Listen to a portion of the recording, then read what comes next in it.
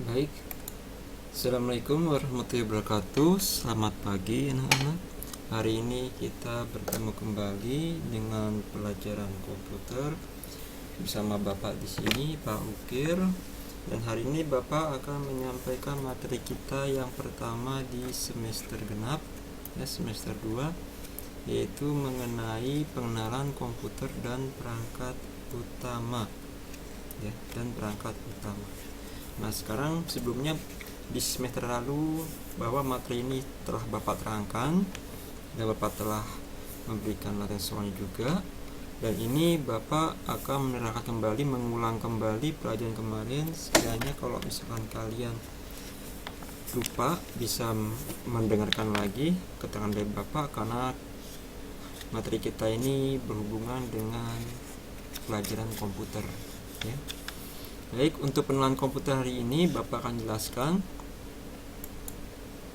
Sebelumnya Bapak sudah memberikan gambaran bahwa untuk untuk perangkat keras komputer itu terdiri dari 4 bagian utama.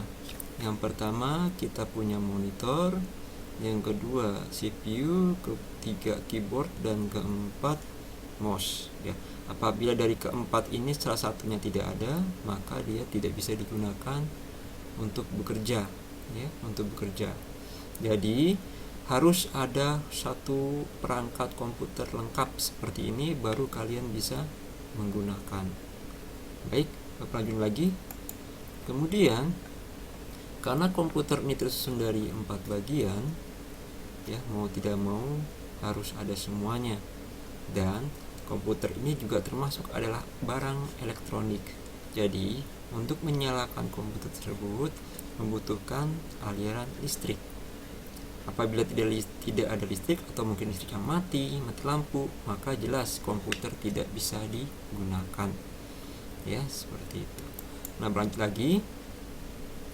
Karena perangkat komputer ini adalah merupakan perangkat keras, ya, atau hardware, maka dia ada bentuknya, ya, seperti monitor bentuknya kotak, kemudian CPU tinggi, ya, kemudian bentuknya lagi keyboard panjang, dan mouse bentuknya kecil. Bisa dipegang, bisa, semua bisa dipegang, ya, bisa dipegang karena ada bentuknya. Kemudian bisa dioperasikan juga, ya, bisa dioperasikan juga. Contohnya seperti ini. Keyboard bisa kita gunakan untuk mengetik, kemudian mouse kita gunakan untuk memilih atau menjalankan perintah, ya. Kemudian CPU untuk memproses data yang masuk atau keluar sesuai dengan perintah yang kita berikan. Lalu ada juga monitor untuk menampilkan gambar ke layar setelah melalui proses di CPU. Nah, CPU ini seperti halnya otak kita, dia tempat berpikir. Kalau di sini namanya otaknya komputer, namanya di CPU, Central Processing Unit. Lanjut lagi. Nah, cara kerja bagaimana? Cara kerjanya, pertama apabila kalian misalkan mengetik, ya, mengetik di sini keyboard, digunakan keyboard, atau menjalankan perintah menggunakan mouse, maka apa yang kalian perintahkan akan langsung dikirim ke CPU. Nah, di bagian CPU ini atau Central Processing Unit, maka semua data yang kamu berikan akan diproses di dalamnya. Setelah diproses, ya, di dalam CPU langsung dikirimkan ke monitor. Maka kalian akan melihat hasil atau output di monitor tersebut. Entah itu berupa gambar, internet, atau mungkin mengetik, semua akan tampil di monitor dan bisa kalian lihat. Itu cara kerja dari komputer, ya. Nah, sekarang lanjut lagi. Nah, sekarang menggunakan keyboard dan mouse. Keyboard menggunakannya sama seperti mesin tik. Tahu mesin tik? Ya, mesin tik itu artinya mesin yang digunakan untuk mengetik, ya.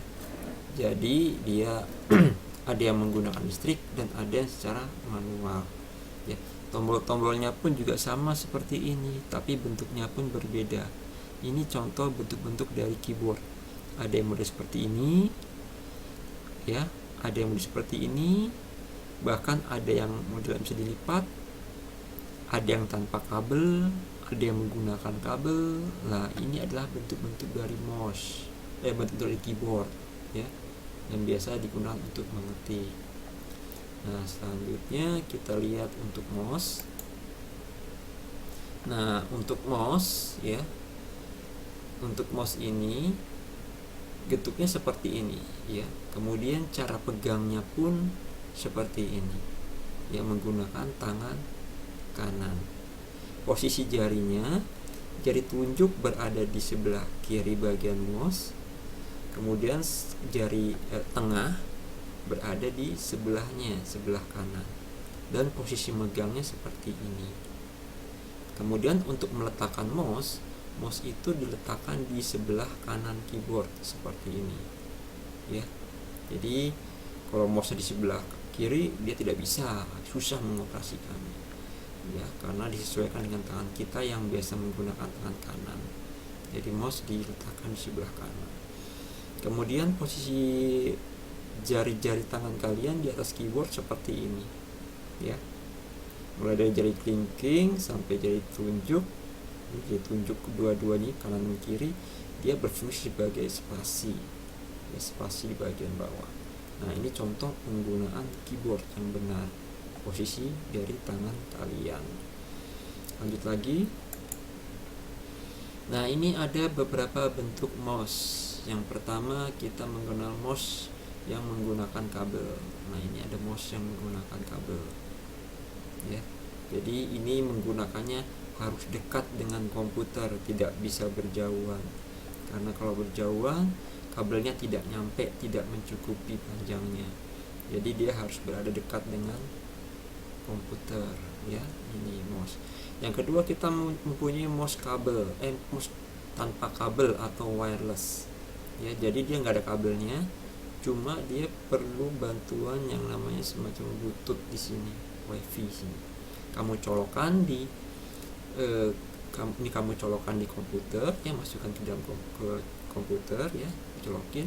Nanti mouse ini akan bisa dioperasikan dari jarak jauh ya. Jadi tidak perlu dekat-dekat menggunakan mouse-nya itu dengan komputer. Kita bisa dibawa kemana-mana, tetapi dengan jangkauan yang mencukupi ya, jangkauan yang bisa dicapai ya, bisa digunakan jarak jauh. Ini namanya mouse wireless, bentuknya seperti ini.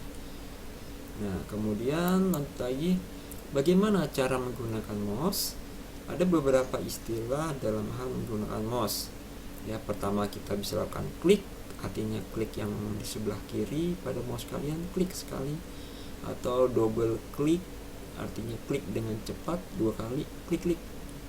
Atau dengan cara drag atau drop, artinya tekan mouse sebelah kiri, ditahan, lalu digeser, ditarik tanpa dilepas. Itu namanya drag atau drop. Apa fungsi dari masing-masing? Fungsi dari single click atau cuma satu kali klik aja itu biasa untuk menekan tombol start atau menampilkan tombol-tombol perintah yang ada di bagian menu atau di program ya. Itu kita bisa menggunakan satu kali klik. Kemudian untuk double klik itu biasa digunakan untuk membuka program yang berada di bagian luar ya, bagian luar. Misalkan ada lambang-lambang program ketika kalian mati komputer ya, ketika kalian menyalakan komputer, di sebelah sebelah kirinya itu ada lambang-lambang kecil-kecil. Itu cara membukanya dengan melakukan double klik atau klik secara cepat, nanti dia akan terbuka ya. Kemudian kalau drag itu atau drop itu digeser atau ditarik, artinya kamu bisa menekan mouse sebelah kiri, tahan, kemudian langsung ditarik, tekan. Fungsinya apa di sini? Drag ini kalau misalkan di dalam Microsoft Word bisa digunakan untuk memblok atau memilih tulisan dengan cara menseleksi, memilih. Atau dengan menggunakan drag atau drop itu digunakan untuk menggeser gambar misalkan, atau menggeser lambang yang berada di bagian luar ya, di bagian Windows. Itu namanya drag ya. Jadi ada 3 macam penggunaan mouse. Ada yang berada di single click atau klik, double klik dengan cara klik-klik, atau drag atau drop menggunakan dengan cara klik mouse sebelah kiri, tahan lalu ditarik. Nah, itulah cara menggunakan mouse berdasarkan fungsi dan kegunaannya. Oke, mungkin penjelasan Bapak cukup sekian dari pengenalan komputer dan perangkat utamanya.